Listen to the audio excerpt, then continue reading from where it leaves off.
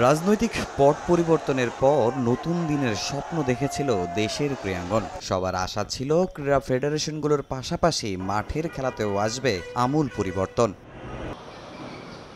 কিন্তু গেল এক বছরে যে সংস্কার হয়েছে তা অনেকেরই প্রত্যাশা পূরণ করতে পারেনি। বিশেষ করে জেলা বিভাগের অ্যাডহক কমিটি গঠন নিয়ে অসন্তোষ ফুটবল দলের সাবেক অধিনায়কের কণ্ঠে। অন্তর্বর্তীকালীন সরকারের সময় আমরা যে ক্রীড়া ফেডারেশনগুলি বা আমাদের যে জেলা পর্যায়ের যে অ্যাডহক কমিটিগুলি হচ্ছে সেখানে নিয়েও আমরা অনেক কি বলবো যে পক্ষপাত দুষ্ট কিছু বিষয় আমরা দেখেছি। যারা বাংলাদেশের ক্রীড়াঙ্গনের সাথে কিছুই জানে না, কিছুই বুঝে না, সেই ধরনের কিছু মানুষদেরকে দিয়ে সে হচ্ছে এই অ্যাডহক কমিটি করছে। ক্রিকেট নিয়েও প্রশ্নের শেষ নেই। বিসিবিতে ক্রীড়া মন্ত্রণালয়ের হস্তক্ষেপ নিয়ে চলছে আলোচনা সমালোচনা। তবে সাবেকরা আস্থা রাখছেন নতুন সভাপতি আমিনুল ইসলাম বুলবুলের ওপর। ইতিমধ্যে ফারুক ভাইকে বসিয়েছেন। বুলবুল ভাই অত্যন্ত ভালো একজন মানুষ এবং আমি মনে করি যে একজন বাংলাদেশের লিজেন্ডারি ক্রিকেটার।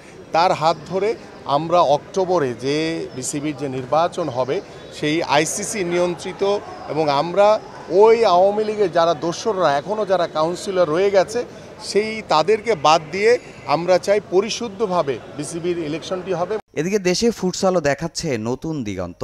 বাফুফে নিয়োগ দিয়েছে ইরানের কোচ সাইদ খোদা রাহিমকে। এদিন জাতীয়তাবাদী ক্রীড়া দলের আয়োজনে হ্যান্ডবল ইনডোর স্টেডিয়ামে আয়োজন করা হয় জিয়া আন্তঃবিশ্ববিদ্যালয় ফুটসাল টুর্নামেন্ট, যার উদ্বোধন করেন ফুটবল দলের সাবেক অধিনায়ক আমিনুল হক। সব খেলার মতো এই খেলা নিয়েও তিনি দেখছেন বড় স্বপ্ন।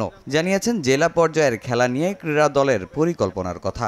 আমরা বিভাগীয় কমিটি করে দিয়েছি, যে বিভাগীয় কমিটি ইতিমধ্যে আমাদের জেলা কমিটি করার জন্য কার্যক্রম শুরু করেছে। কোথায় ক্রিকেট, কোথায় আমাদের যে দেশীয় খেলাগুলো রয়েছে বা ইন্ডিভিজুয়াল যে গেমসগুলো রয়েছে সেই খেলাগুলো যাতে আমরা সারা বছর একটি ক্যালেন্ডারের ভিতরে এনে প্রত্যেকটি জেলার যারা কমিটি রয়েছে তারা উপজেলা এবং ইউনিয়ন লেভেলে সেই খেলাগুলোকে পৌঁছে দেবে এবং সেটি উপর থেকে আমি কিংবা আমাদের মাননীয় ভারপ্রাপ্ত চেয়ারম্যান আমরা পুরোটাই মনিটর করব। আমরা অত্যন্ত সতর্ক এবং বিগত সময়ে যারা ওই স্বৈরাচারের দোসরদের সাথে সুবিধা নেওয়ার জন্য যারা কাজ করেছে সেই বিষয়গুলি আমাদের মাথায় রয়েছে। দীর্ঘদিনের অচলায়তন ভেঙে ক্রীড়া ক্ষেত্রে বাংলাদেশকে কিভাবে আরো সামনের দিকে এগিয়ে নিয়ে যায়। দেশের 16টি পাবলিক ও প্রাইভেট বিশ্ববিদ্যালয় নিয়ে শুরু হয়েছে এই টুর্নামেন্ট। উদ্বোধনী ম্যাচে ব্র্যাক ইউনিভার্সিটিকে 1-0 গোলে হারিয়েছে university of scholars. Tamim Hossain, সময় সংবাদ, ঢাকা।